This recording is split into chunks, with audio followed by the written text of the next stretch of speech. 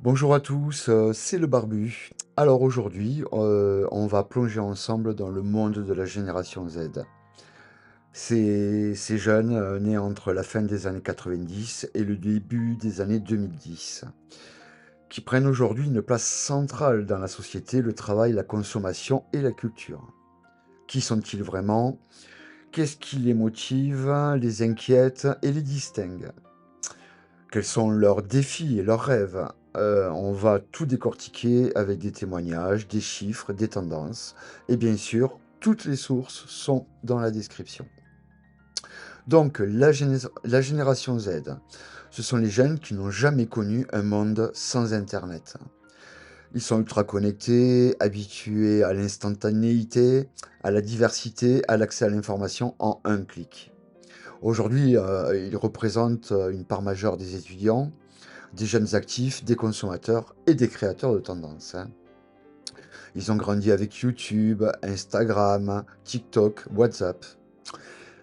Le smartphone, c'est leur outil principal de communication, hein, de divertissement, d'apprentissage, hein. Cette connexion, permanente, façonne leur rapport à l'amitié, à la famille, hein, à l'école et au monde du travail. Ils sont à l'aise avec, les codes numériques, les les emojis, les stories, hein, mais aussi avec la désinformation et le cyberharcèlement, malheureusement. Voilà. Donc, quelles sont les valeurs et attentes, hein? La génération Z est réputée pour être engagée, mais aussi lucide. Ils sont sensibles à la diversité, à l'inclusion et à la justice sociale, à la cause climatique d'ailleurs aussi et à l'égalité femmes-hommes.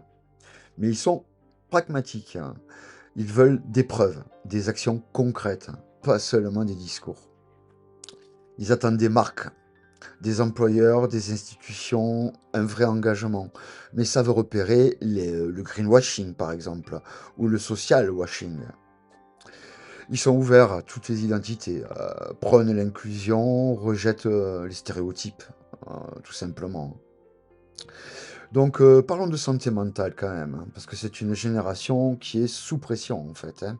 La génération Z, parle ouvertement d'anxiété, hein, de stress, de burn-out et de troubles alimentaires, hein.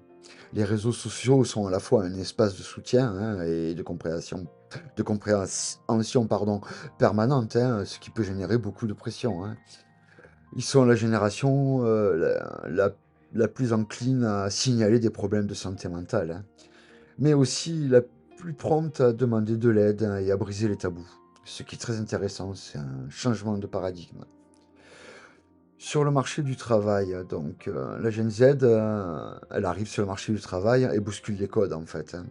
Elle privilégie la flexibilité, hein, comme le télétravail, les horaires modulables, le freelancing et les side projects. Je vous ferai une vidéo sur les side projects plus précisément. Elle attend, du feedback, rapide, hein, des évolutions de carrière rapides, et refuse, une hiérarchie rigide. Elle recherche du sens aussi, elle veut travailler pour des entreprises qui partagent ses valeurs propres. Elle n'hésite pas à quitter un job d'ailleurs, hein, qui ne lui convient pas, hein, même sans plan B, hein. Elle se casse, hein. Elle change quand même pas mal de règles, hein.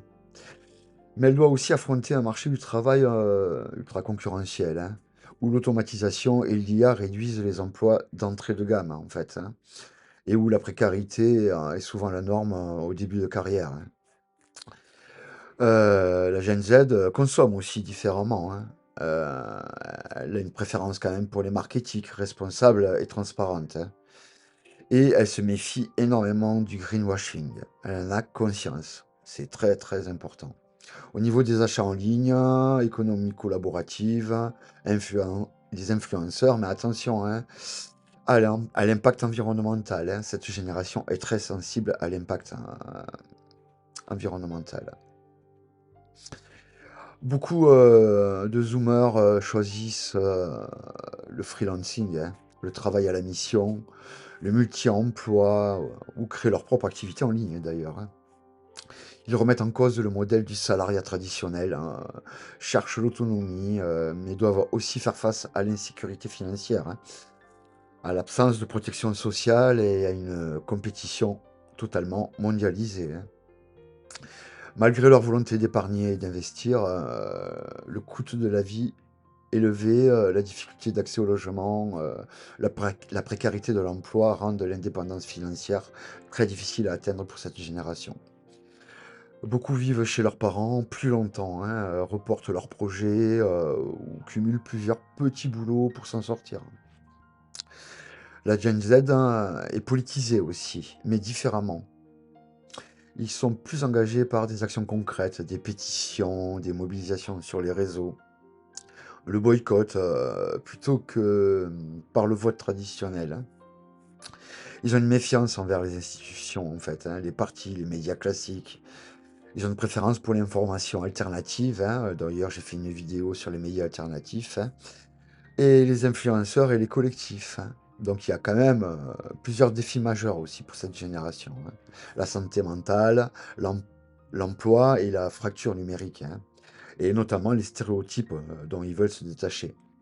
Au sujet de la santé mentale, comment accompagner une génération qui est anxieuse, mais qui est proactive, hein? C'est une question essentielle, hein. Au niveau de l'insertion professionnelle, comment faciliter, l'accès à l'emploi stable, hein, la formation continue, l'adaptation à l'IA et à l'automatisation des tâches. Ensuite, il y a la fracture numérique, hein. Tous les zoomers, ne sont pas égaux face à la tech, hein, accès aux outils, à la formation et à l'information en elle-même, hein. Et puis, il y a les stéréotypes générationnels, hein.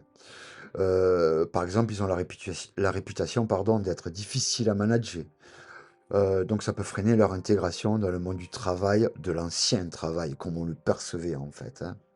Donc en conclusion, la génération Z, est à la fois pleine de ressources, d'innovation, d'exigence, mais aussi, confrontée à des défis inédits. La précarité, l'anxiété, la transition écologique et l'automatisation, hein.